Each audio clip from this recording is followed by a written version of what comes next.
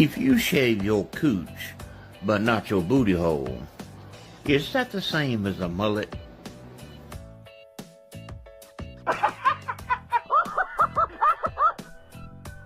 My tongue out her ass and left. I'm on TV! Oh shit! First cops, now this? Oh.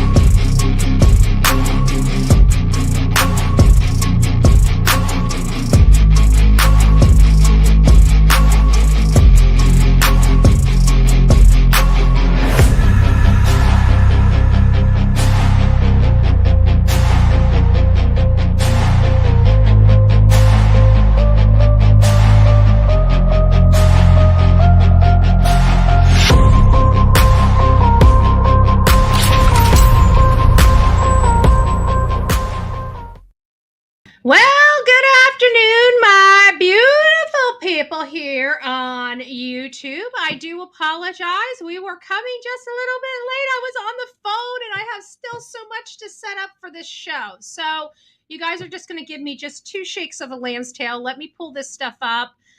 Again, I do apologize. I was on the phone. It is my fault. I got sidetracked, but we have a lot to do with this case. The first one is Huff. There we go. Gonna have to give me a second because they're YouTubes and I gotta wait for them to come up so I can pause them where I need them. And then we'll get started on our show. Again, I do apologize for running a little short today.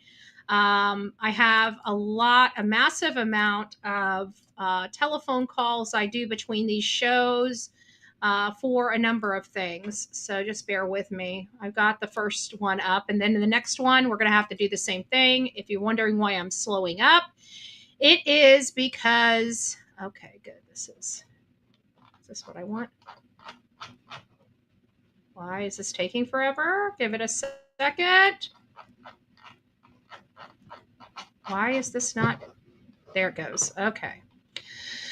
All right, guys. It is nice to see you this Thursday afternoon. Sorry, as my computer is loading up the new stuff, it's going to slow us down because of the bandwidth issue. Don't ask me why I have a bandwidth issue. I have literally 500 megabits per second upload as well as download speed, but it's still, I have such a large tidbit of information to present.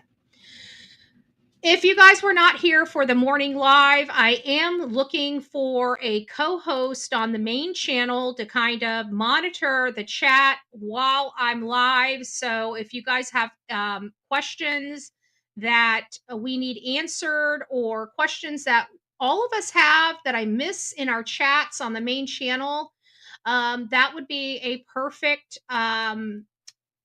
perfect opportunity for somebody. If you guys would like to potentially be a co-host, please email me at bullhornbetty@gmail.com, bullhornbetty@gmail.com. And really what I need is just somebody to monitor the chat and let me know of any questions that are coming up, or, put those to the side, if they're coming up so we can go back and talk about them.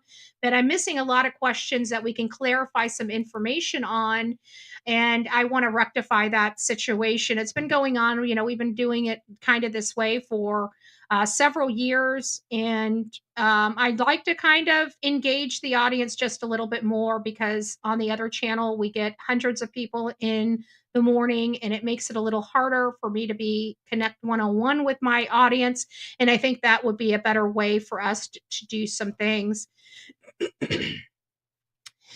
We cover several breaking news stories. Hey, Outer Banks, it's nice to see you. And all the beautiful, I see Gigi for life up in here. It's nice to see you, my love. I hope you are doing well. Phil, Saint, Melanie, our beautiful moderator, Sonia, Pussy Willow Cat, Mr. and Mrs. Carguy are up in the house. Phil, it's nice to see you. Truth and Time, it's nice to see you. Mickey Shell, hey, hey, hey. Patricia, it's nice to see you. Show Poodle, me and you, Denise, our beautiful Bee Betty Betty fan. Miss Tiffany, it's nice to see you. Denise, good afternoon. Who else do we have here? Halston is in the house. It's nice to see you as well. Whispering Winds, great to have you. Prayer Warrior, it's always nice to see you up in the chat. Kara loves embroidery and crime shows. We love it. Nina Nanner is up in the house as well. It's nice to see you, my love. Shanna, nice to see you. I think are you the one that I met in Tennessee? If so, hey. Peggy, Outer Banks, Stephanie, Carla. It's nice to see you, Deanna. Strawberry, it's nice to see you. Happy Gal Brenda, we always love happy people over here. Grave Crime with Grace, it's nice to see you, my love. Mary, it's nice to have you. Peggy. Who else do we have? Yeah, that's me. Oh, it's nice. I remember a face. Hey. All right, this is a sad story. I'm going to jump right into it because, as you guys can see, my morning has been quite busy. And so much so that I am still preparing. The show is ready. It's just getting it in all the proper order for you guys to have a nice flow. So I'm going to do it one case at a time, and then go back to my emails and pull up the stuff for that particular case. And this is the case of a boy. Well, what we learned, what the original, and actually I think I do have the original statements. Let me see if it's in I'm pretty sure I sent it to myself this morning. McCain. We're also covering McCain here in just a second. So I've got all that. Maybe I didn't send it to me. Yes, I did. No, I didn't. I thought I did. Anyways, the reports. Oh, Miss Tiffany, thanks for being the newest member of this crazy crew we call the Coffee Club, i.e. the Insane Asylum. Grab your straitjacket and a room. Grab a straitjacket and a room. Okay, guys. So we were talking about a case, and it kind of came up in one of our daily news cycles where this case was. Where the heck was it? It was out of. Everything's kind of running slow for me this morning, so just bear with me as things start speeding up or whatever. I don't know why these things are just. I wish I could show you, but I can't. Okay, Santa Ana. That sounds like California, but it could be some other state, but it's in Santa Ana. And so this case came across just some research of the daily news cycle that we have on this show. And it was a real sad story about a man. And the original story, what does it say? Can you let Betty know that a girl in Arizona needs awareness? She was in a group home and there's a lot of kids run away from there. This beautiful age 15 is no longer with us. Oh, yeah. I wonder if that's the one that they found. We did cover a case like that, Carol, where a girl from the group home was found in the desert in a trash bag that had ran away from the home. We covered that. I want to say it was either the beginning of this week or the end of last week. Maybe that's the same one. Arizona. Yeah, I think that's the same one we covered. And I got to tell you, they said that she ran away. The group home took a week to report her missing, and she's wound up in a garbage bag, dumped somewhere, and she was one of our dismembered cases. I am eyeballing that group home. or somebody in that group home. That's who I'm looking at right now in that particular matter because the details just don't bode with proper procedure and protocols for group homes. And so that's a red flag for me right there. I can understand maybe a day or two, um, them reporting her missing because maybe which I don't even understand why it would take 24 hours to report a child missing. They are responsible for knowing who's there. But yes, I've been monitoring that case as well. And the week is the hugest red flag for me. She was young, she was in a group home, so she was already disadvantaged, and she winds up dismembered in a garbage bag on the side of a road or in a desert or something like that. It's sad. Um, I don't understand how it takes a week to report a child missing from a group home. That is key one. That's number one. A week. Not acceptable. Not acceptable. And that's what makes me feel like there's more there and more people know in that group home what would have happened or could have happened. This is when we originally heard this story, though, the one that I'm referring to is we heard that a man killed his girlfriend and her son. That's the way the original story went. I think they would do yeah. I mean, it in group homes, you're required to. You can't have you're overseeing kids, underage kids. There's no excuse for a group home to wait a week to report one of their residents missing. There's something hinky with that all by itself. I mean, think about it. If our schools can have thousands of children in them, our high schools, elementaries, depending on where you are in this country, can maintain and manage thousands of students and know when one student out of those thousands of students are missing from their class, or knowing exactly specifically what class they're missing from. Certainly, a group home that's required to have overnight care for these kids certainly should have procedures in place that go above and beyond those of schools. So again, no matter how you look at it, there's something definitely hinky there. And if they do have no involvement, or none of their employees or other residents have any involvement in this, then they should absolutely be reprimanded financially for failing to report. So when we first got onto this case, we heard that this boyfriend unalived the girlfriend and her son. That's how it was presented. Well, new information has come out that is not the case in here. The 11-year-old boy that was unalived in this particular case that we talked about a couple days ago was the biological child of the man that shot him. It was not the girlfriend's son. It was his son. And this has gotten very, very contentious. In his first hearing, the mother was in the courthouse. I tried to get the clip, but we don't have an actual video clip, screaming at him saying, "You killed." I can't remember the work. We'll get to it because I know I pulled that one up. But you killed your child, or you killed a part of you, or something like that was screamed out from the audience at this court hearing. As many of you know, courts don't like outbursts. The only time I've seen an outburst where the judge didn't intervene was in the Kansas duo, the mom and the preacher's wife that were met. It was over in Kansas. They lived in Oklahoma. They came over the Kansas border to pick up the children. That's Jillian and Veronica Butler and Jillian Kelly. That was their case.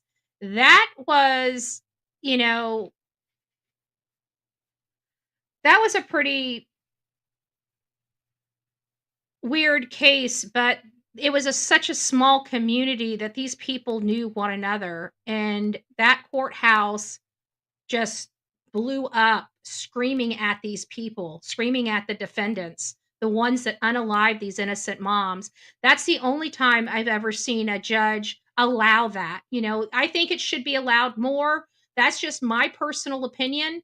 But at the end of the day, the mom got to say something to this monster that she had a baby with. You know, she loved her kid. Her son called her while he was dying. It's a rough story, but they finally disclosed the victim. They finally disclosed the victim. So I'm going to start off with the breaking news, facing charges for the death of 11-year-old son and girlfriend. It's no longer the girlfriend's son. It was his son. It was his own flesh and blood. His blood. I don't understand it. I don't know if I ever will. Breaking news. The 11-year-old boy who was killed in last night's double homicide in Syracuse was in 6th grade at Gillette Road Middle in North Syracuse. Good evening. They're going to name him. He is a cutie pie. He's not only just a cutie pie, he's smart. We was making straight A's, y'all. Straight A's. How many of you guys, I know my parents would have dreamed of me going to school and making straight A's. I'm Matt Mulcahy. And I'm Megan Coleman. Police say Jeremiah Huff was shot and killed last night by his own father, who. That's right. They did finally release the victim's name, Jeremiah Huff. Okay? David Huff is the one that's arrested. This was his biological child. Also killed his girlfriend. Tonight, the child's mother says after he was shot, he called her. It was her call to 911 that brought police to the house, hoping to save their lives. When police arrived at the Roney Road home, they found the 2 victims, but no shooter. That prompted the full address of the Rooney Road home is 128 Rooney Road. 128 Rooney Road. Manhunt that went on for 12 hours, including at least 4 different police agencies. Police ultimately credit a tip from a citizen for bringing David Huff into custody. Tonight, and this piece of garbage right here, this monster, and I'm going to call him a monster. While I don't know what was going on in his mind, I know that I at times have been brought over life. I'm 45, turning 46 years old in a few months. And out of all the time that all the ups and downs, you know, the breaks, you know, throughout my time dealing with some of the stuff I dealt with, you have breaks, right? You have things where you just shut down and clam up and stuff like that. But never once have I ever injured anyone when I was out there and when I was getting better. I've never hurt anybody, but this man is starting to already position himself for an insanity defense. And we know that kind of strategy defense doesn't work unless you are truly, you know, bonkers. But there's also this thing called temporary insanity. And this is when your body is almost shocked, your brain goes blank, and you are no longer in control of your own body.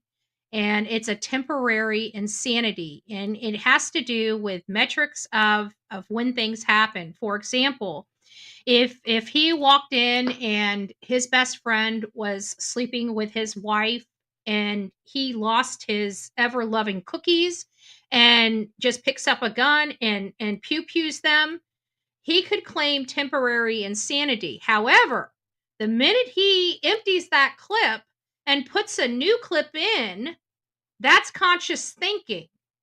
It's really weird how they determine this, especially since none of us know the full power of our brain, but we know our brain controls our body. Okay? We know our brain controls our body, and we know when our brain wires get messed up, they have detrimental effects on the person. The brain controls people. The brain, if it shuts out your conscience and your body's still working, it is out of your control. And I think there's a lot of things that can be attributed to brain issues, but there are a lot of people sitting in jail over brain issues. Okay. So let's get back to the story at hand. But we have determined this is his son. We did show this guy's face when we ran the story, and if you guys were here, you probably already familiar with some of the details. A first-hand look at officers getting David Huff into handcuffs. How's it going, man? You got ID on you by chance? This is the actual takedown right there in the corner. That is David Huff. He's got his hands in his pockets. He's looking down. And I have to say, he ran away. The thing about insanity, the way I understand it, and the way I was kind of explained it in my own schooling, is that when you're insane and you do something and you don't think that something is wrong, right? Then you don't try to conceal it because you don't know it's wrong. The minute you try to conceal it, the minute you try to run away, that shows conscious thinking. You see what I'm saying? And I think that's where the uphill battle is. And again, why the insanity defense really doesn't work that much unless you are just clinically insane all the time. Very few temporary insanity defenses have ever worked in this country. And honestly, I do believe people have had temporary insanity that are dealing with the result of their mind taking over their body. And I do believe there are quite a few that are in jail because of it. But at the end of the day, what are we supposed to do with people that have problems and when their body's out of control hurts people? You know, we still have to protect the public at large. So there's a lot that can be debated on the topic of insanity and the insanity defense. Just giving you a little insight. What's your name? Hey.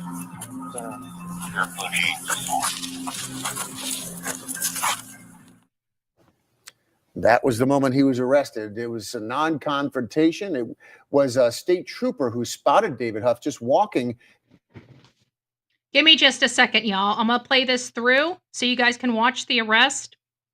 But I have to go grab something. So I'm going to step away just for a second. Near South Avenue in Syracuse, not too far away from where this happened. He's been charged now with first and second degree murder. He's in the jail downtown. The I-Team's Connor White takes us through the night following the tragedy and this search this morning. Connor? Matt, Megan, at one point, the Onondaga County Sheriff's Office had their helicopter up in the air looking for this suspect. It's a manhunt that spanned 12 miles out into the suburbs in North Syracuse, all for it to end with David Huff's arrest right here towards the intersection of West Seneca. And as you know, many people, when they are on the run, they got no money. They usually leave without any resources. He's obviously got a vehicle, but he left on foot. And he and the son's mom had already called law enforcement because the child called his mother after he was shot, but before he lost his life, which again is very, it shakes the conscience of normal people when we hear stuff like that. So the mother's name has not been released right now. But is this the right one?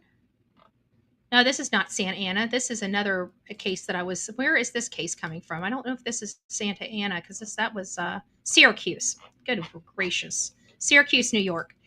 I had another case of an 11-year-old that was stabbed by his mother in here, and I that was from Santa Ana. So New York State Police uploaded body cam footage of the homicide suspect David Huff being arrested on Tuesday morning. State Police in Onondaga County, I'm probably pronouncing that right, Onondaga County 911 alerted troops to Huff's possible being sighting. The body cam video then shows troopers driving to the scene on South Avenue and West Seneca Turnpike, where Huff was located by law enforcement. He was taken into custody as members of the Syracuse Police Violent Felony Warrant Squad. So we knew he was arrested, but I just want to share with you guys this beautiful boy's face. because at the end of the day, hold on, let me go back. I had literally I wish I had a way of going. It's not going to let me start it over. just kissed my 11-year-old daughter goodnight. And as I walked That's out the of the room, mayor. I heard a helicopter above and immediately thought the worst. And shortly thereafter received a text from Chief. He kissed his own 11-year-old child as he was heading off to work and heard the helicopters above and was thinking the worst because they're, probably don't have a lot of helicopters driving around. And to find out that an 11-year-old child was taken out by his own father has got to be pretty hard for anybody in the community. I know it'd be hard for us. Fortunately, my fears, I couldn't even fathom what would have occurred. And to read it, to kiss my wife and go out the door and to go down there and to hear directly from our officers who were not only there quickly but witnessed a gruesome scene. You just can't fathom that someone could do that to their family and to their loved ones. My thoughts and prayers are certainly with the family of those that were murdered senselessly. Case of Jeremiah. Beautiful boy. We have a lot of beautiful kids that show up on our channel.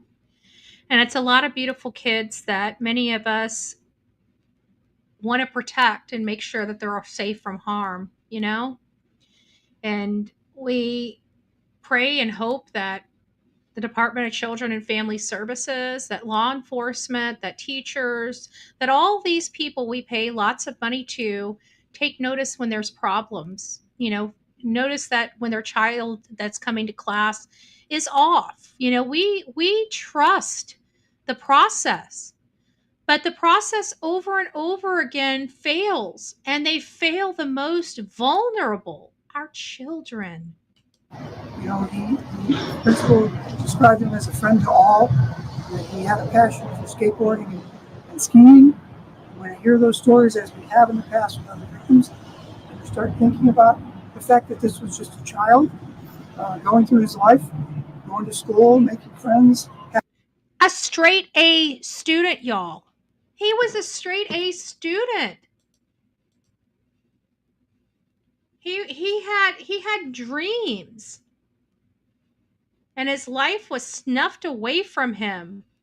He saw his father take him out.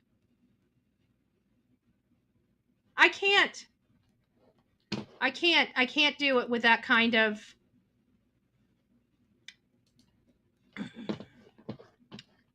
it hurts.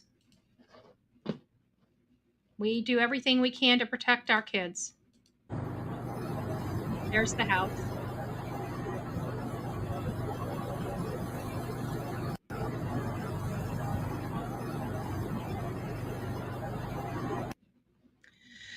So we are working on this. We're trying to find out information. Like I said, this man has been arrested. He has been apprehended. It's not going to fix the damage. The damage is done. It's final. 2 people are gone. And now we have to go through the process with him. And he's trying to go for insanity. So all I can say is that based upon that, unless they come up with some major, and I mean a major defense to support that, he's going to jail for a long time. I almost want to have a calling around this country. So my family in that go to their counties, I don't care what political party you're on. If you're in your counties, you're, helping your communities make policies and get things pushed through. We need to start, to a child, you can have a death sentence, right? If a child here in the state of Florida is R'd or SA'd under the age of 12, it is a death sentence. It is a capital crime. But for whatever reason across this country, when you unalive your own child, you're facing life imprisonment. Why? Why? I don't believe, honestly, me and you, I don't believe in signatures. I don't believe in petitions. I really don't. I have gotten tens, tens of thousands, hundreds of thousands of signatures on a petition to do a damn bit of good. You know what does a damn bit of good? People showing up to their county meetings and their city council meetings. That's the impact, and we can get that done across the world. We can kick some ass with some laws to help our children. But I think it needs to be a capital crime. I mean, murder is a capital crime. Here in Florida, it's a capital crime. But at the end of the day, the majority of the parents, look at Leilani Simon, the majority of the parents that unalive their kid get life sentences. Why?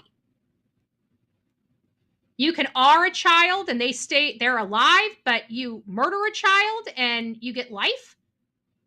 Why? Why? Any child under the age of 12 should automatically be a capital crime. It is a capital crime here in Florida. It is a capital crime just about anywhere, but they always end up giving the parent life. Why? Why is that the only crime that 90% of the people get life sentences instead of DP? Because I think that, to me, is a lot different, and it takes a different type of mentality. Think about it. You go and kill somebody you don't know, who you don't know them. You don't have a relationship. But think, to unalive a child that you gave birth to, that you taught to walk, that you taught to eat, that you taught to speak. It seems more heinous to me. It seems more heinous. That's the problem. Not that, unaliving a child is a heinous crime. Anyways, I don't understand how anybody can hurt a child. But on the flip side, I don't understand how children of certain age can hurt other people. Right? So it's just how I feel about the situation. I just think that when a parent takes their child out in cold blood, there has to be more than a life sentence. I don't want to take care of them. I don't want to know my taxpayer money is going to feed them. I'm sorry, I don't. If you want to know the truth, that is my truth. I, personally, as a taxpayer of the United States of America, do not want to be paying to feed and house people that can take a child's life. Just like I don't want to feed and house those that can do some of the most disgusting things to children. I don't want to house them. If they're capital, they're capital. They made their bed, they lie in it. You reap what you sow. You reap what you sow. But so many times, these parents don't reap what they sow. Hold on, I'm going to start reading some people in chat in just a second because I just lost my feed again. I don't know why it does that, but it does. So we're just going to have to work through it. I'll keep you guys updated on this because this one, as you guys can see, I've got a fire in my soul for this beautiful boy that didn't need to be. There's nothing we can do as far as investigating anything, but what we can do is just keep everybody apprised of the situation. And if you guys do see something going on and in your own community, please start going to your county and your city hall meetings. You will find your voice does matter. When you get to the decision makers and you get in front of the decision makers, you'll find how effective your voice is over and above any type of petition you can go around. People spend hours, days, months signing petitions, and all they really need to do is invite people to show up. That is more impactful than any piece of paper. Having an entire audience, and I mean an entire Board of County Commissioner meeting with every seat filled, that sends a message to the decision makers of your community. Coming in there with 100 sheets of paper don't do anything. You know what they do? They throw it in the trash. In this day and age, sometimes the recycling. I don't believe in them. I believe in belly-to-belly engagement. Belly-to-belly engagement. If you're in sales, you'll understand belly-to-belly is the best way to close a deal, okay? So just take my experience in this. If you guys are joining your county commissioner meetings, you are joining your city council meetings, know that that's the best and most effective way to get your voice heard. And I hope you guys do. And it's a liberating experience whenever you get in there and people pay attention to you or reason with your common sense. You'll realize that you had an impact on your community. And it's not an impact on yourself personally, it's an impact on your community, a positive impact on your community. 99.9% of every single initiative I bring to my county does not affect me at all. It's stuff that affects other people in my community, and I do my best to help the people of my community. All right, guys, you guys know we've been covering the case of the Penn student. Happy gal. It's nice. Oh, I see Michael up in the house. It's nice to see you, Robin. Hey, hey, hey, hey. You can't see me. Hey, girl. So we've been covering this case of the Penn student. The Penn student went to the Dominican Republic and with about 5 other friends. It seemed like they were having an amazing time. She met a boy, they were hanging out, they started drinking too much. They decided to go, down to the beach. There was a surf advisory. They were probably all over. You saw them. They had arms around each other. They were touching. You could tell the mood was there, right? A positive mood, not a negative one, a positive mood. We can exhibit that a positive, very intimate type of stuff were going on in these young people's lives. And it seemed like this boy and this girl kind of had a thing for one another. They're both United States residents and they were hanging out. They consumed entirely too much alcohol, and them and their friends went down to the beach to hang out on this beautiful, picturesque scene. It's beautiful out there in the Dominican Republic. And so I have to assume that the reason why the friends left is because they clearly saw their friend was intoxicated. They may have even tried to get their friend to come with them, right? We don't know the dynamic there on the beach. But at some point, they realized their friend wasn't coming with them. She's with a boy, and they decided to give them their privacy. They went into the water and, obviously they were all over each other. We saw the photos. They were the only ones that were all over each other in those photos and in those little snippets of, you didn't see anybody else acting that way. So clearly they were kind of liking each other. Well, the boy came back, the girl did not. And then, of course, everybody kind of went a little crazy because it does feel a little bit like Natalie Holloway, right? We've never found Natalie. After all these years, 20-something years, we can deduct that she is deceased. The guy that she was with was a guy that bounced from continent to continent and comes from a very wealthy family, and has allegedly either confessed or they found enough evidence to believe that he, unalived her and, disposed of her somehow, some way. I don't know the fine details. I haven't kept up with it, just, the headlines, so to speak. And so everybody was hyper focused on the Natalie Holloway and just zeroing in on this kid. Now, I don't know whether this kid has anything to hide or not. I will be honest with you. I'm on the fence, even with the parents coming out and wanting just this stuff to stop and then just acknowledge that their daughter is gone. And oh, that reminds me, hold on a second. I got another video I wanted to show you.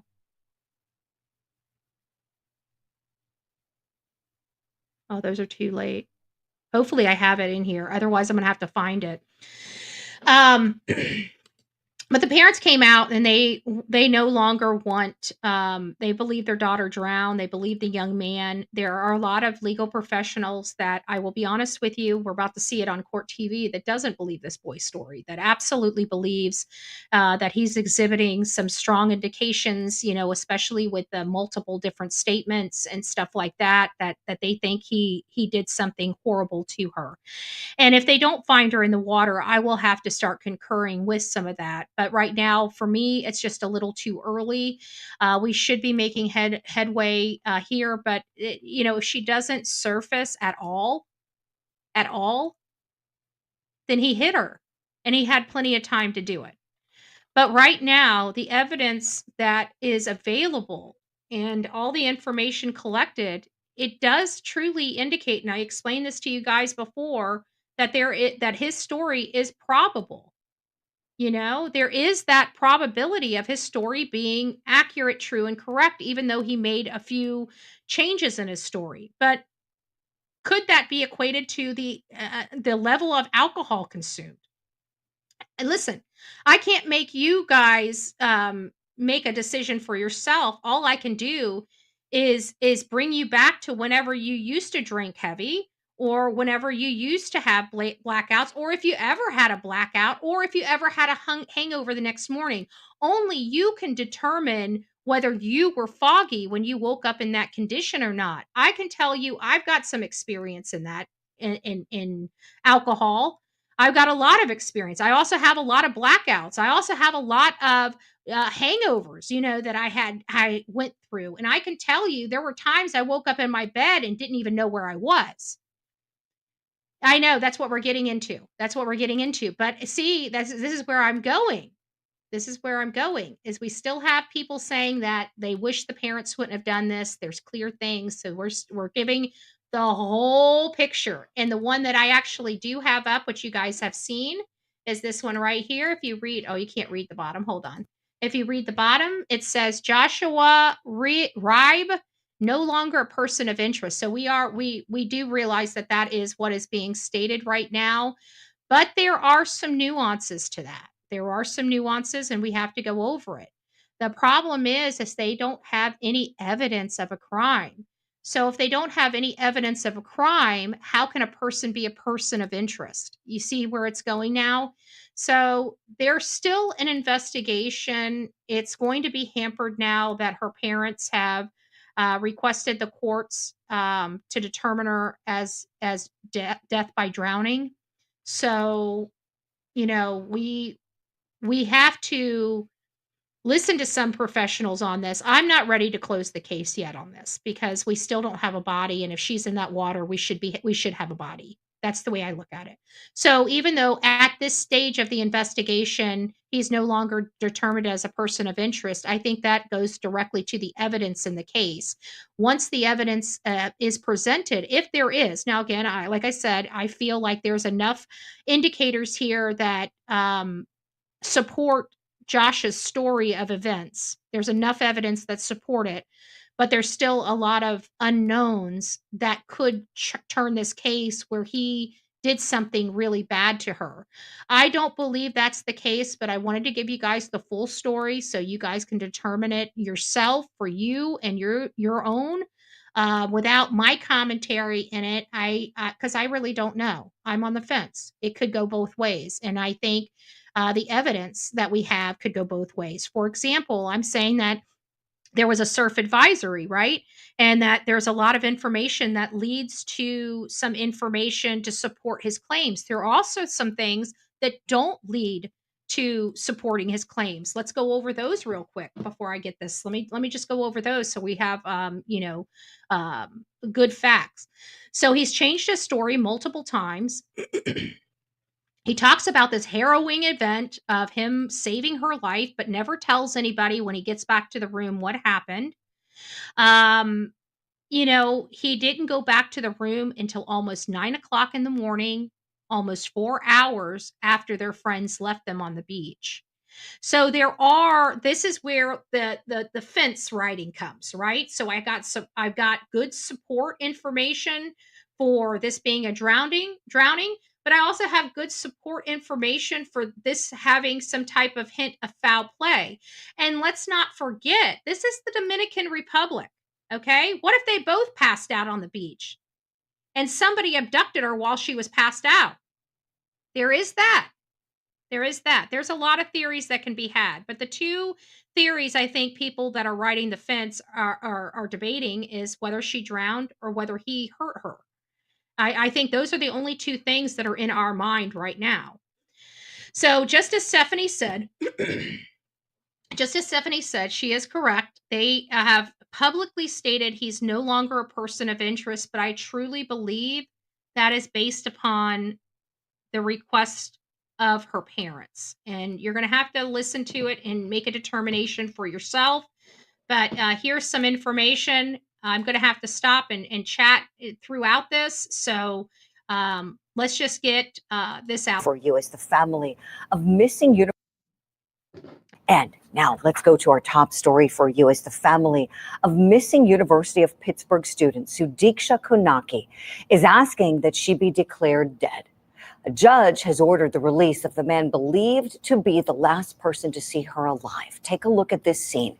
This is Tuesday. Joshua Ribe appeared in a Dominican courtroom where the judge ruled that the 22-year-old has cooperated with authorities in everything that has been asked of him. Okay, so that's number one. Okay, we have to put ourselves in the position of this kid. Okay, and at the end of the day, if we were faced with this and we know we didn't do anything wrong and there's no evidence to say that we did, do you think it's fair for another nation to take away your passport and keep you there, especially when they have some form of civil rights? And they have they have laws, and some of their laws mimic ours, believe it or not, in the Dominican Republic, such as if you detain somebody, you have to charge them within 48 hours, right? He's been there for ever since she disappeared, and his passport has been taken from him. And if they took his passport from him, he can't move freely. And if he can't move freely, then he's detained. So, do you think it's unreasonable to detain somebody without bringing charges or having evidence? Yes. If you were in this situation, you would want to come home, especially in light that there is no evidence of a crime. There's no evidence supporting that there's a crime. They conveniently lost his passport. That's pretty sad. Well, this is why I don't trust other countries, okay? I'm sorry, I just don't.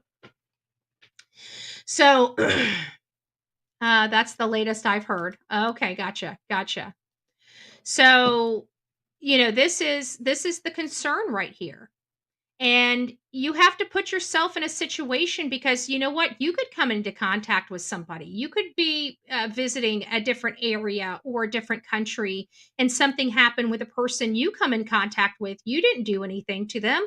Do you think it's right to hold you there against your will when there's nothing showing that you did anything wrong? So we have to look at this from a legal standpoint, not an emotional one. Could he be responsible? Of course he could. And we're not going to downplay that. But some of the statements that are going to be from one of her co-host or guests on her show, he's going to point out some things, and I'm going to also point out some things that might support and contradict or not support some of his statements. So we'll get to that in just a second. While adding that he is a witness and he cannot be detained. Sudiksha's parents also spoke to the media on Tuesday near their Virginia home in a tear. Okay.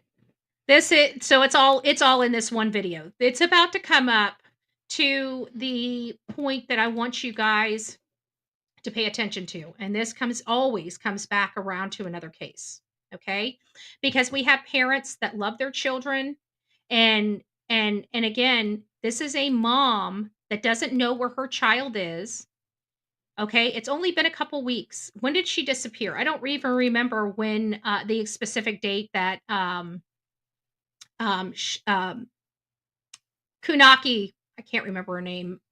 Kunaki is, let me just see if I can see it here. Sudiksha. Sorry, it's hard for me to say the name, but Sudiksha, her family is beside themselves. And remember, I told you, whenever you're faced with something like this, your body, you don't get to control your emotions. You don't get to control when you cry. You don't get to control when you're trembling. It happens to you because you're scared. You love your child. You're thinking your child may be dead. These are very, very emotional topics for any parent that cares for their kid. And it's not something that you can control. You're inconsolable, period. And I want you to see this woman's mother. And it seems, and this is another adult child in college. and their parents act more emotional than a 15-year-old's mother from Tennessee. Fearful statement obtained by WKYC. The missing 20-year-old's father tries to accept his daughter may never return home. It is with deep sadness. Look at this. This is the father and the mother of her, a college-age student. Look at that mother's face. Like I said, whenever you meet a mother that has lost their child, and I don't mean just by death, has lost their child, there is a sound from that mother that only a mother of a lost child will have. It's not scripted. It doesn't need to be provoked. It's uncontrollable. It's inconsolable fear and grief that overwhelms you. I want you to pay attention to the mother. I want you to pay attention to the mother. Sadness and heavy. No. She's crying. She doesn't want Heavy to. heart that we are coming to the terms with the fact that our daughter has died. This is incredibly difficult. That is the sound for of a us mother to that's lost her child. process. We kindly ask you to keep our daughter in your prayers. Okay? For those that don't know what losing your child looks like, that's what it looks like. That's what it looks like in Riley Strain's case. That's what it looked like in Rachel Morin's case. That's what it looked like in every single case where a mother was not guilty or had no culpability. They care for their child. They grieve for their child. They have urgency to bring their child home, and they want their child back with them. It's not something that's done on cue. It's not something that can be controlled. It's something that overtakes you, out of your control, inconsolable. He was trying to console her. She didn't want to hear it. She wanted to cry. Why? Because she couldn't stop. She had no control. Brandy, thank you, Stephanie. Uncontrollable, inconsolable. That is the reality of people that lose their children or believe their child is dead. They're not like, well, he likes to poop and pee on himself.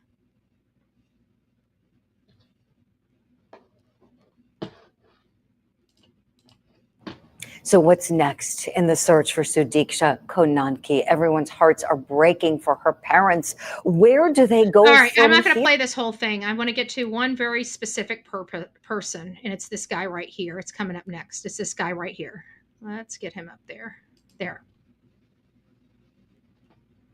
Because the family is almost exonerated. Reem, they have said that now they believe that he didn't kill the girl. Okay, and there's a couple of things here that we need to take very special attention to that nobody really has. One, he showed no remorse in this whole case. Now, I just want to read this. If you guys can't read it on your phones, this is Manuel Gomez. He's a former New York City Police Department officer. He served in the United States military as an Army intelligence officer, and he's the founder of Black Ops Private Investigators. So this is a guy highly qualified to analyze cases, break them down. This would be one of those PIs that the Proudfoots would absolutely not want to hire. They like unscrupulous PIs, not ones that follow the law. There is no new statement of him saying, I hope she's safe. What can I do to help her? Anything. This guy has the same look on his face like Casey Anthony. Now I'm gonna pause it when he gets, because there is a crazy look that I see, but I'm going to explain my take on it. Who killed her daughter? Okay, there is no doubt in my right there. He's kind of got those inset eyes, dark eyes, but there's another situation that people aren't wanting to equate to his appearance, and that's the fact that he had his passport taken away. He's probably never dealt with this type of intense media. I can tell you, when I'm stressed out to all get out, I can't sleep. I stay up. I get 1 or 2 hours a day of sleep when I'm totally, utterly stressed out. And there have been times when I was totally, utterly stressed out. You guys remember when the case of Sebastian Rogers first came along? I was dealing with a massive public breakup. I was dealing with my car, not driving. I had lost my wallet, out of my driver's license, myself. That all these things happen, boom, boom, boom, boom, right in a row. And when I came across the Sebastian Rogers case, me and my team stayed up sometimes 16 to 18 hours a day analyzing the case and going over through every single aspect of the case. And it was because I couldn't sleep. When I was up, I worked. When I could get some sleep, I slept. When I was up, I worked. That's how my day went. My sleep could be 2 o'clock in the afternoon. My sleep could be at 6 o'clock at night. Whenever I could sleep during those times of insomnia. And the insomnia was a direct result of the stress that I was enduring at the time, right? Could that equate to his weird eyes? Because I got to think that I probably looked a little peaked around the eyes during those times. I don't know. We'll have to go back and take a look. But I can tell you, I was burning my candle at both ends at the very beginning of the Sebastian Rogers case, and why we have so many of those details crystallized in our brain and can pick them up at the drop of a dime, is because of the work that we did at the very beginning of the case. My mind, all right, that this guy is guilty. Okay. This guy has changed his story 4 times. And one of the things that he did was, as a lifeguard, he said he dragged her from under the arm and then pulled her to shore and then rescued her. Then he goes back to his room, but he doesn't tell any of his roommates, hey, I just saved the girl's life. See? So you guys get the gist of it. There are a lot of unanswered questions, and why I cannot make an assessment on this. It's hard to assess things when things aren't crystal clear. This is not a crystal clear case, because the theory of him potentially doing something to her could hold water because of all the things that this guy is saying. But also, because of the surf advisory, because of some specificity that he was saying, it's hard to make up those details if you didn't experience them. And that's another point of contention for me, and why I can't get off the fence. I can't determine, was this a drowning? I can't determine whether this boy is guilty. I don't know. We don't have enough information. However, in several days from now, when there's no body and nothing has floated to the surface, yeah, we may have to start really eyeballing what is going on here, because she should be found if she went out to water. If she went out to sea, she should be found. Everybody else is. Now, if she fell off in the middle of an ocean that's 100 feet deep, a shark may eat her. That's not what we're dealing with here. We're dealing with her, a wave taking her out. She should still be somewhere riding the coast of that country somewhere. At this point in time, I'd be looking anywhere between 5 to 10 miles out for her. If they're still looking in the same spot she disappeared from, they're losing ground and time, because we all know how the water works, and she's not going to be right there. She's going to be miles away at this point. Miles away. He told nobody. He's 20 years old. You just had a traumatic event like that and you told nobody? Come on. And the technique that he described was improper. The proper way to save somebody drowning like that, if you're a lifeguard, and I know the technique, is you would put both arms up underneath them and then you would roll back. That's not necessarily true either. I was certified in lifeguard, and the proper way is to have your body under them and have one arm over and grab them and keep their head above water as you're taking them in. I was absolutely trained in lifeguard. I was lifeguard certified by the age of 15 and very familiar with the practices of lifeguard. Now, granted, that was 30 years ago, but I can't think that too much of the training has changed since that was the training for many years prior to. You get your body above them, you go over because it helps keep their head above water, and you swim in with them up.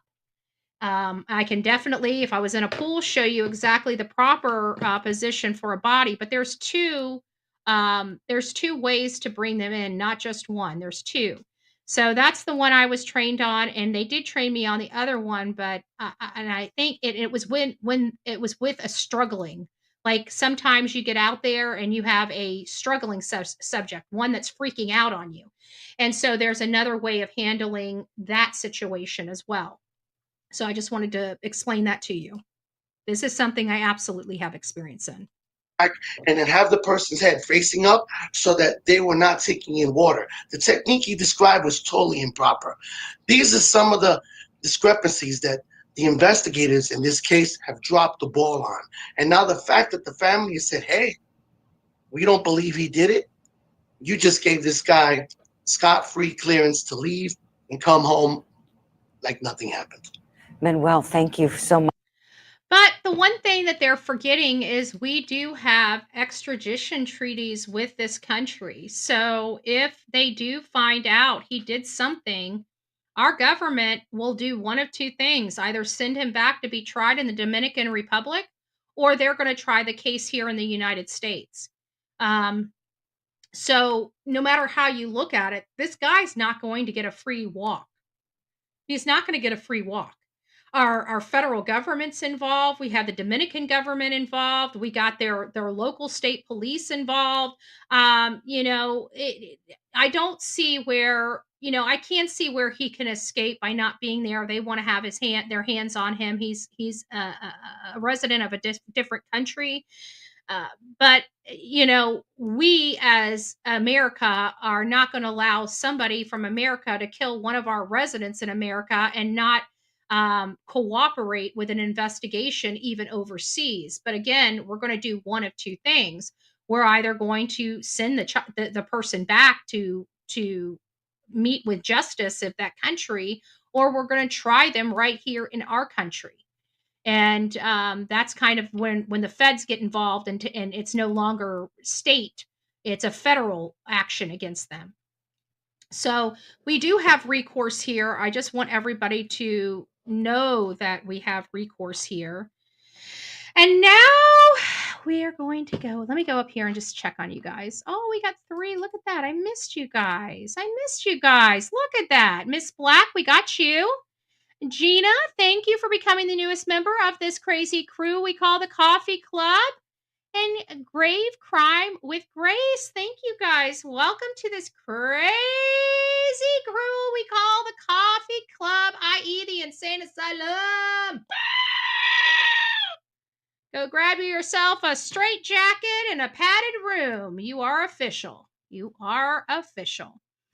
And Faye says, because of the differences of hours we have for the last year, I was sleeping 4-5 hours in the afternoon. Yeah, there were some days that's the only time I could sleep. I was up all night working, and I was having problems sleeping. I could only sleep a couple hours at a time. So I'd sleep a couple hours, get up, work for several hours, go back to sleep a couple hours, get up, work a few hours. I was stuck here. I had nothing to do, clean the house and work on Sebastian Rogers' case. We uncovered a lot in the Sebastian Rogers case. Had I not been here, had I not been home, and had life not stopped, personal life not stopped for me, I don't think we would have uncovered all the dirty dealings people were doing in this case, such as manufacturing information. Okay, hold on, guys. Hold on. I got somebody at the door.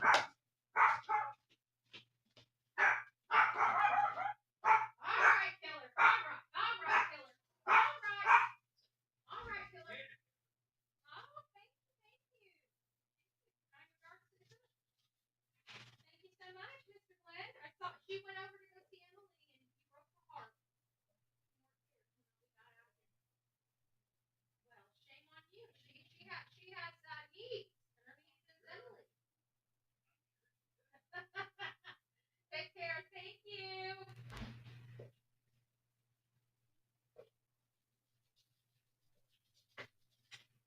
just because I have food in my hand, you decide to follow me everywhere? All right. Lunch is served. No, it's not the lawn man. I officially, let me get my earbuds in so I can hear. I officially fired the lawn guy. Lisa B always sponsored my weed eater quite a while ago, and so I had that, but then after that my lawnmower wouldn't work. So I ended up having to keep using the lawn guy. And now, and I got a new battery, I changed out the starter, and it still wouldn't power up. And I think it was a clogged carburetor. So I had a lawnmower guy over here not too long ago, and he got my lawnmower running. So now I got a working lawnmower and a working weed eater. So the lawn guy is fired. I have a riding lawnmower. Okay. I'm not pushing a lawnmower around the yard. Just FYI, it's a nice lawnmower. I purchased it when we moved into this house for an exorbitant amount of money, but not near as painful as what it costs right now to get a riding lawnmower. So I was not looking forward. Like, it looks new, and my lawnmower still looks new because I take care of it. And it was just broken down. So now we up and running. So we're going to have Farmer Betty. We're going to have a new Betty soon. We're going to have Farmer Betty. Wait for it. Wait for it. All right, guys. So that's kind of the issues with the gal from Penn State. You know, Sudiksha. Golly, the name is so hard for me. But I'm a law and order type of girl, and I like people following the law. I like people, doing what's right. It's not the easiest thing. Like, if this guy is guilty of something, they have had plenty of time to get some type of evidence to support that claim. After all this time, they still they don't have anything. They can't keep him. Right? This goes back to Mr. Proudfoot's situation. Everybody was up in arms, like, how in the world can a judge send Faith to their house after their son is missing under suspicious circumstances? And we had to reel in our group too and say, look, guys, I mean, you have to look at this from the court's perspective. We have our feelings. Farmer Betty. Getting down on the, hey, you know what? That might be a new song. That might be it. Let's see. Hold on. Let's see what we can come up with.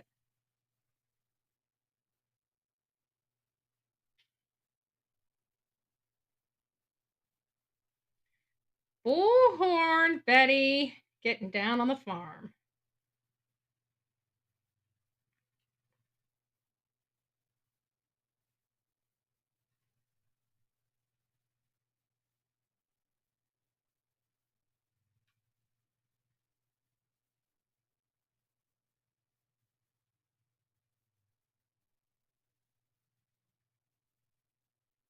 Okay, let's see what we can do. Let's see. Okay, let's see what kind of country song that can make me. Let's see. It's strumming up something special. Hold on. Before we go over to our next show, our next segment. Not 1 acre, half acre. What does that mean? CP likes to lie to the court, in my opinion. He does. He's got a history of it. Oh, we got it. Let's see what it says. Let's see.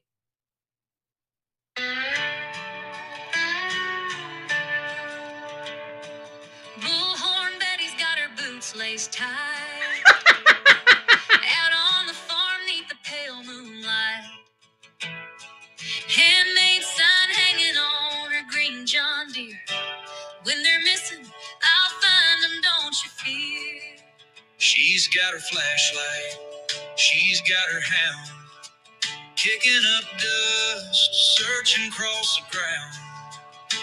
Through the wheat fields and the cedar glade, chasing shadows where the lost ones stray.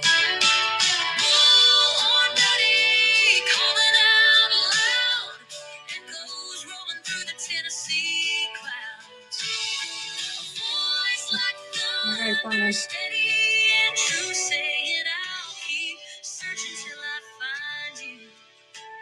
It's not getting down on the farm. I said get down on the farm, but I guess it's got a record of me, of who I am, so it probably gears those all around. I should have probably waited until the other one came up, but that's how easy it is. That's how easy. Did you guys hear my other songs that you guys heard the newest one for Delilah and Bullhorn Betty? Well, I did another one for Bullhorn Betty. Let me find it. Which one did I like? I think I like one better.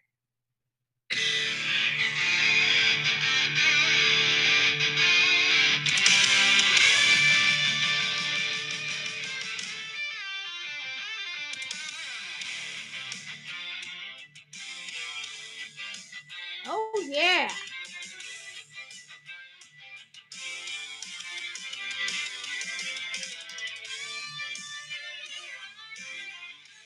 I'm gonna have to get a guitar now. I like this jam. Voice like thunder, tearing through air. Eyes like daggers, burning that stare. Truth in your veins, a fire she can't fake. Bullhorn Betty, raising the stakes. She won't back down. She won't give in. Fighting through lies, the battle within. I'm going to get. I may not be that well pitched, but I'm gonna get the sheet music. We're gonna jam. I'm gonna end up singing my own intro video one day. Watch, and nobody's gonna even know it's my voice. Watch. I do have pipes when I exercise my voice. I have sang in the past. I have been known to cut a rug. I have been known to sing some tunes. So this next story, again, let me just sum up the Sudiksha Konanki. I don't know what happened with her. I really, really, truly don't. I wish I could tell you guys what happened to her, and I don't know if I will ever understand until she's found. It's like Dane, right? A lot of people were feeling some type of way about Dane's case and, suss how Dane may have been or this, that, and the other.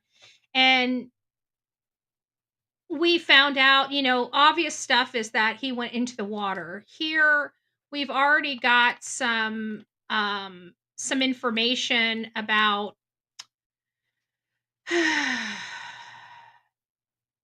we had already had previewed the property there. We saw the huge river behind there, but yet the story, given to us, were hyper suspect of anybody's statement. And so a lot of people started thinking right away that this is just another one of our cases where parents did something and trying to report their child missing. But that wasn't the case. And it took a while. It took weeks, like a couple weeks for us to find a Dane. And he was at the bottom exactly where we thought he was. He was 3 miles up the road by this time, or down the stream by this time. And that's why I say, if they're looking for Sudiksha Konanki, they need to be looking further away, miles away at this point, for her body. And then, there's other things, like if the waves were that traumatic out there, that the chances of something kind of rolling on top of her and holding her down, it's possible as well, which causes it to take longer, much like Riley Strain. It took longer for him to be found because it appears that he got caught up under some debris, some logs. A big tree log in the water was holding him kind of down. So there is those possibilities. We can't dismiss those. We just can't. This is Huff. I don't need that one. That's the wrong one. Sorry, guys, give me just a second. There was still some stuff I didn't get off my email for this case right now. The case that we're going to be covering now is the case of the McCain girl, Nikki Cheng McCain. And those are, make sure I got everybody. I think I got them all at this point. And this is a lady that disappeared in 2024. Her husband went silent, right? Hid, right? We find that to be common with a lot of criminals. People that do terrible things to their family have a tendency of hiding and running away. This is another case where he didn't really run away. He didn't go from one state to another in the middle of the search of his wife, but he just wasn't cooperating. He just wasn't or I shouldn't say cooperating. He just wasn't talking to the public. It didn't sound like they were really talking to the family too much. And we're going to see his odd and strange behavior at a press hearing that he went to, because he spoke, but the statements, and you can see him looking down and her sister looking right at him, and he would not even make eye contact with this woman's sister, which is just as gorgeous as his wife. So I want you guys to watch this very, very bizarre press conference. Look at that chief's face. Like, he knows. Like, I mean, everybody here knows. It seems like everybody knows. Everybody's looking at him, and he's walking with his head down. This is body language that you can't make up. This is where your body is speaking when your mouth is not. So let's listen to this. Good morning. My name is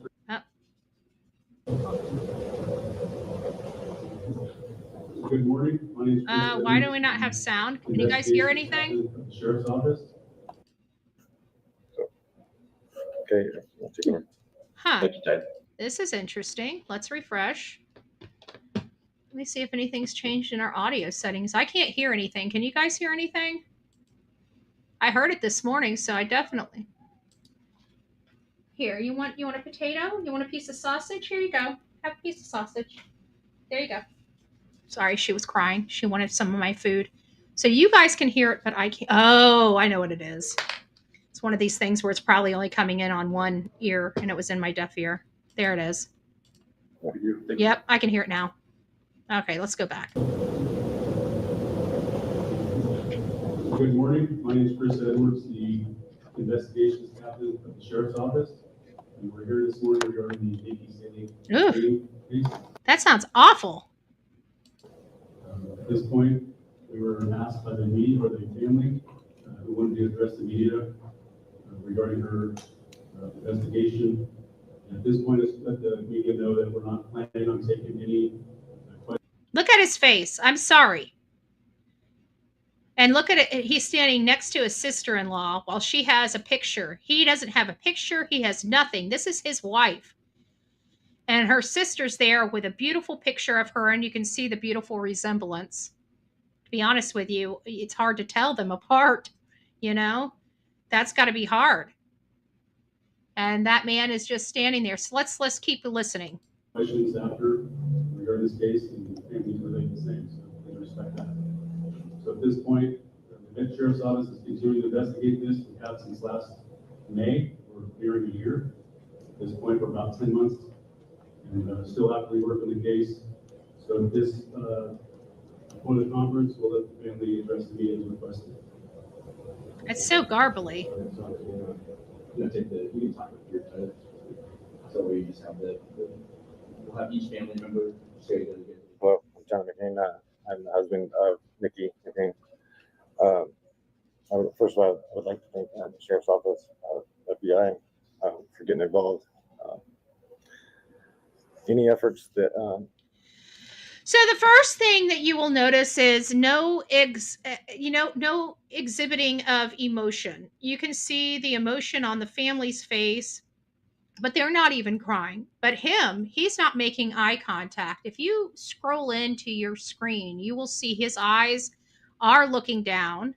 You got the sheriff looking directly at him as he speaks. So that is some type of behavior that we would have, just reviewing this footage, would have paid attention to. You got the only person there, and you can see who's advocating for the missing. You can see her sister has a huge picture of her, so everybody can see as the cameras are on, so they can look for her. She's wearing a shirt with her sister's picture on it. It is absolutely, without a doubt, who's the one advocating for her safe return? It's her family. It's her family. Now let's listen to her husband, and then we're going to talk about this man that's at the podium right now. A little more detail after this. That might help bring my wife home, safely.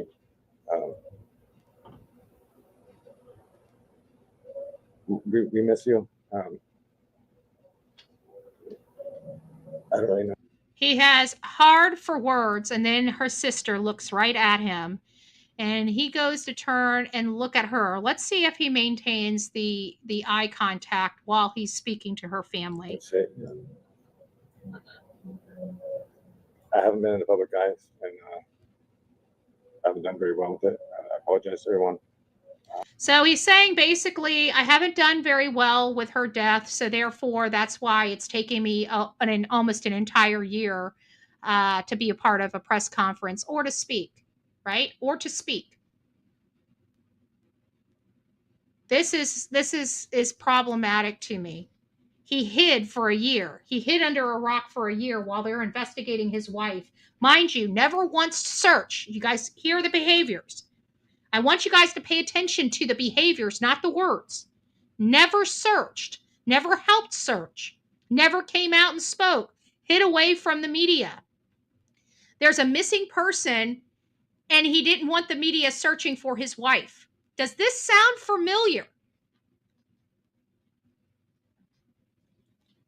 Like maybe a mom and stepfather that thinks it's more important to go motorcycle shopping, to a motorcycle rally, to travel across state lines during the height of their own child search efforts, and then to hide away from the media. Just saying. Especially my children, my wife's family, mine as well.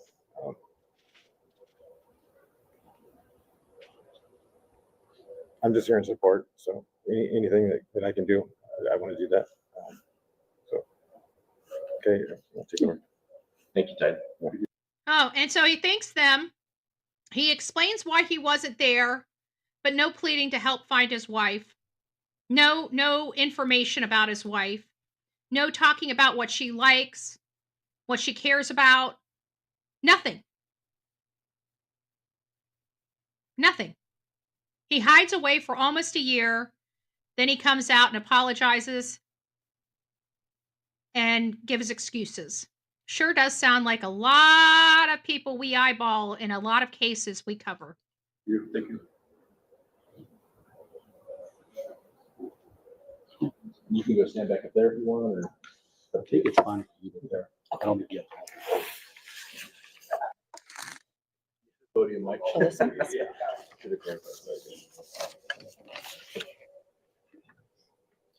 Hello, my name is Kay Ford. And I'm Chloe Saley.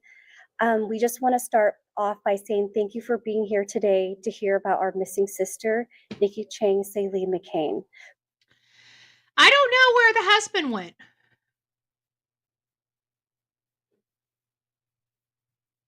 Let's keep going back. He leaves, and as if he walked out of the room, he gets the heck out of the spotlight. He gets the heck out of the spotlight, leaving her entire family there fighting for her alone. Maybe it's because he was about to face 4 felony charges for domestic spousal abuse before she disappeared. That might have something to do with it. Oh, by the way, a few days after she disappeared, those felony charges were dismissed. Who has been missing for 296 days. We have spent each of those days in agony, longing for her safe return to her family and her children. She vanished on May 18th, 2024, and we urgently need your help to find her. We are pleading. Oh, so we have somebody pleading with the public. for the safe return of their loved one.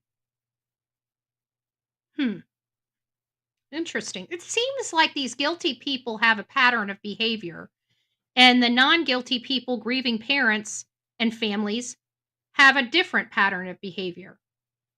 Interesting. Interesting when we watch the behaviors of these people that are persons of interest in these cases. Meeting with anyone with information to come forward. This is a call to action to bring our sister home. Nikki is approximately 5 feet tall and she weighs about 90 to 95 pounds. She has dark brown reddish colored hair, and at the time of her disappearance, she was 39 years old. She was allegedly last seen May 18th, 2024. She was reportedly picked up at her mother-in-law, Jeanette Hayward McCain's house at the Redding Rancheria in Redding, California. She may have been dropped off at her home on Olinda Road in Happy Valley. Her truck that Tyler recently purchased for her was found abandoned on Highway 36 near Begum Road. She hasn't been seen or heard from since. We want to express our deepest gratitude to everyone who has helped in the search for my sister. To the volunteers, law enforcement, the media, private investigators, and the individuals who have dedicated their time and resources to searching for her, and to every single person who has shared her story, kept an eye out, and offered support, thank you. Your kindness and determination mean the world to our family during this incredibly difficult time. We also want to sincerely thank the Shasta County Sheriff's Office Major Crimes Unit for their continued efforts and for giving us this platform to keep our sister story alive. Their support in this search has been invaluable, and we are grateful for their dedication to helping us find her. Nikki, you are missed every single day. We wonder if you're at peace. Your absence leaves a void that can't be filled, and we want to bring you home. You are loved beyond measure, and we will keep searching for you until you're back in our arms. No matter how tired we are, we will keep fighting. Your kids need you, and we need you. And we just want you to know this is not your fault. For almost a year, we've been searching for our sister and for a major break in the case that will help us find her. We miss her desperately, and we will never give up. But we need your help. If you have seen anything, heard anything, or know anything, no matter how small or insignificant it may seem, please come forward. Any piece of information could be the key to bringing our sister home. Our mission is clear. We must bring Nikki home. Your help is critical, and we welcome any support from those who know and love her. We have connected with the missing persons community, including Gabby Petito's mother. Gabby Petito was found after a tip from social media, and we haven't lost hope. We just ask that you can. So that is the call to action from the family to social media. If you guys have been or know this area, Syracuse, if you're a content creator in Syracuse, no matter what content you are, if you're just a normal road goer and you have cameras in your car that could be recording some things, go back to your footage if you can. This is from 2024, so it might be a little difficult, but some of those interior cameras of cars and other stuff have cards on them. Maybe they were recording something else. Maybe they saw something in that was insignificant because they were looking at doing a flip on their bike, not paying attention to the car sitting on the side of the road. You know, we don't know, but I know Syracuse has a lot of people there that use their phones, that have videos, that record multiple things. Motorcyclists passing along that highway, they usually have cameras on their helmets, and those are downloaded on memory cards. Is this a situation that somebody might have a memory card from back of May 2024 that can help in this case? If you're in Syracuse and you in what I'm describing is something you do, go back and check those memory cards you have. See if there's anything odd on them. Remember, it was somebody just pulling through for their YouTube channel, Red, Right, and Bethune. They were just recording it for their channel. And so they had that footage because that was going toward their story, and they were able to go back and look at that and realize, wait a minute, we were there at the same time that Gabby Petito and Brian Laundrie were there. You remember that white van we passed? No, was it that day or was it at another park? I don't know. Let's go check the video. And boom, boom, boom, the mystery of where Gabby is was solved. That's what we need. I will tell you, law enforcement in this case has already deemed with this case has already deemed their sister dead. That just came out. That's what sparked all of this new interest in the case, is that for over a year she was missing. Now they're investigating a murder investigation. We have a homicide investigation going on into the disappearance of Nikki Cheng McCann. And let's face it, there's only one major suspect. Do they have to eliminate all the sexual predators out there? Yes, they do. They have to clear all the RSOs that are in and near this woman. Is that you, Delilah? Come here. You want to get up? Come. I know you just want my plate. Come on. Come. You can get up. It's just my dress. Come on. You want me to pick you up?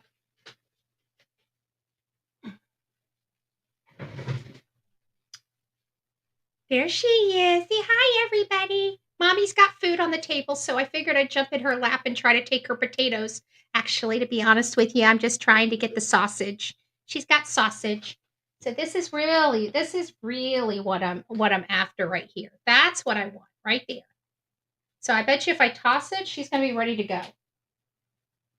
Oh, she's staying. No, she's ready to go. She wants her sausage. All right, that's really what she wanted. I kept feeling this thing between my legs. I'm like, what the heck? And I looked out because I thought she was over there eating, and she wasn't. She was trying to get in my legs, but she usually can see because I wear pants, so she can see where she can jump. Well, I'm in this dress. See? Isn't this nice? I got this for like $15 off of Shein. I think that's how you pronounce that company. Shine, something like that. $15 or $16 for this dress. I got two of them, not both of them. One's blue, one's solid blue, but I like this one. It's comfy and it's keeping me warm. But she was, right when she went missing, was on the verge of her going to court for settlement, and her husband, her soon-to-be ex-husband, facing four felonies for spousal abuse. Domestic violence. He was being charged for 4 felonies. And when she was supposed to testify, days before she was supposed to testify, she went missing. There's really only one person that not only had motives, means, and opportunity, but the motive is so strong. He was getting ready to face serious jail time. 4 felonies? You know you're doing at least 5 years. They might have commuted some of that sentence and made him do 2 years and probation for 3, but you know at minimum that man was going to be doing 5 years. And so all of a sudden she disappears, and here we are a year later, almost a year later, and they finally determined that this is no longer a missing person, but a death investigation, a homicide investigation. And that's what they're looking at. And I can only assume that the one person, the unknown person of interest that they're referring to in all of these reports are him, because they have a person of interest that they're not willing to divulge just yet. Husband of missing Reddington, California woman Nikki Cheng, Celie McCain, speaks out for the first time since her March. First time since May 2024. Remember, it took over a month for a mom to actually come out and speak about her missing son. We all thought that was pretty odd. 39-year-old Nikki McCain from Reddington, California, last communicated with her sister on the eve of May 17, 2024. She was reported missing on May 21st after no one heard from her for several days. So her husband didn't even report her missing. Nobody reported her missing except her family when they realized she was gone. The Shasta County Sheriff's Office is currently handling Nikki's case. The public information officer is Timothy Mapes, M-A-P-E-S, for those out there that are going to be covering her case. If you guys need a direct public information officer, his name's Timothy Mapes, M-A-P-E-S. provide their initial media release on Nikki's death to Dateline. Shasta County Sheriff is seeking public assistance in locating a missing adult. 39-year-old Nikki Cheng McCain was last seen in connection with family members on May 17th, 2024, it reads in part. Initially, this case was being investigated by Reddington Police Department. However, due to information suggesting Nikki was last seen in the sheriff's office jurisdiction, the investigation has been taken over by the sheriff's major crime unit. Nikki had last told her sister she was heading to her mother-in-law's property in Reddington Ranchera, a Native American reservation in Shasta County. Reddington Ranchera put out a press release on July 19th, 2024, stating that they had put a large billboard up on I-5 to help spread awareness about Nikki's case. Dateline first reported on Nikki's disappearance in July 2024 as part of the Missing in America series. Now, Nikki's husband, Tyler McCain, has spoken out for the first time. In a press conference Monday, March 10th, so this was just recently, 10 days ago, McCain told media, "I'm just here in support, so anything I can do, I want to do that." Mr. McCain, if you are watching the Bullhorn Betty channel, I just want to tell you that only a piece of shit, a rotten piece of shit, would make a statement like that to a woman that he was married to. Just saying. He also had a message for my wife, "We miss you." McCain also apologized for not speaking publicly up to this point. "I haven't been in the public eye. I haven't done very well with it. I hope those nightmares that keep visiting you at night continue to visit. I'm pretty sure that's why you're not doing too well. The thought of what you did, the memory of taking another person's life, and the fact that you know you're getting caught, right?" According to Nikki's sister Kay, as well as court documents, Nikki has scheduled to appear in court for a settlement conference on June 3rd, 2024, which was shortly after she disappeared. Her husband was facing 4 felony charges stemming from an alleged domestic violence incident against Nikki in December 2023. He pled not guilty to the charges. On July 5th, the charges against Tyler McCain were dismissed. Thank you. Thank you. God bless you. Sometimes we got to come down to their level. So the charges were dropped against him. "I hear the community pleas for answers and justice from Nikki Cheng McCain," she said. I share in those sentiments and frustrations," Bridget described. Stephanie Bridget is the district attorney, so people in the community were outraged when they dropped those charges. "I share those sentiments and frustrations," Bridget said, describing the decision to drop the charges as difficult. "However, in the United States, everyone has their constitutional right to confront the witnesses against them, unless you're in Sumner County," she says. "The means of the accuser, the victims, must be present in trial to testify against them, and we haven't been able to locate her. The dismissal," she says, "preserves our ability to refile the case once Nikki is located or sufficient evidence is obtained to utilize her statements in her absence."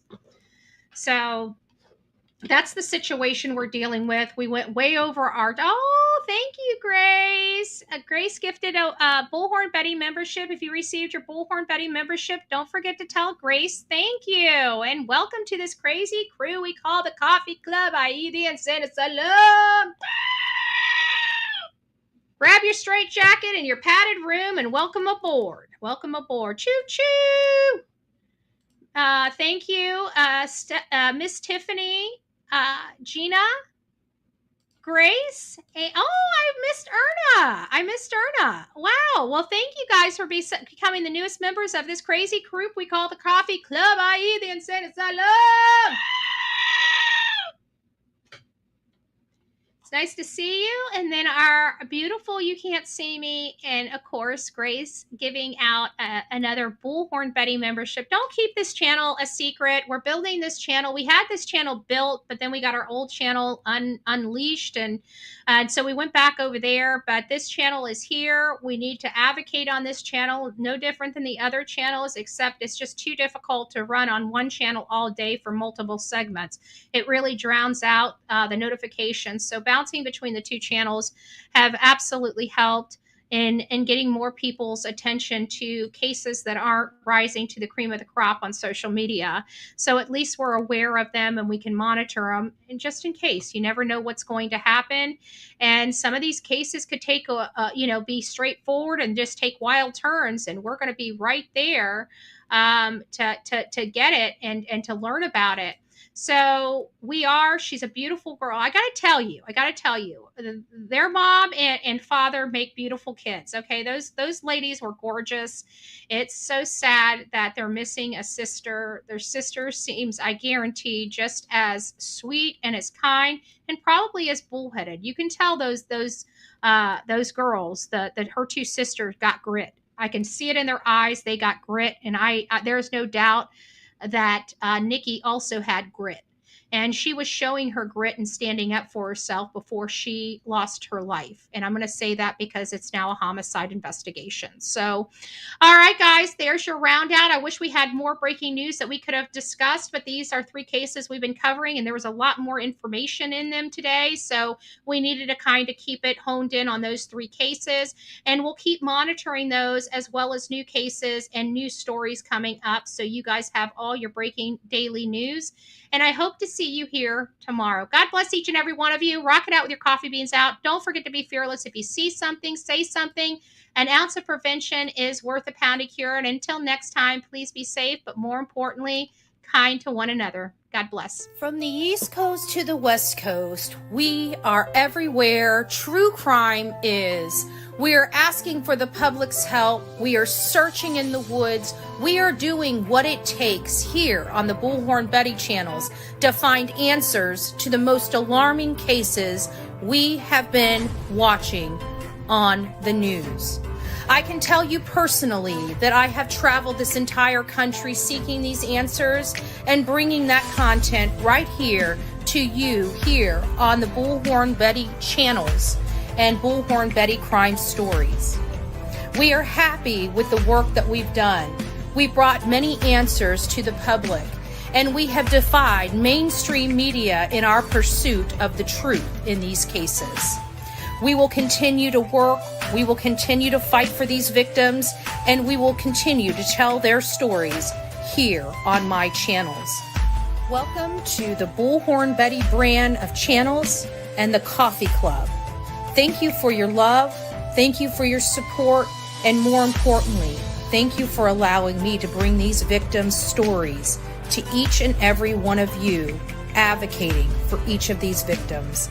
God bless you, God bless America, and more importantly, God bless our victims.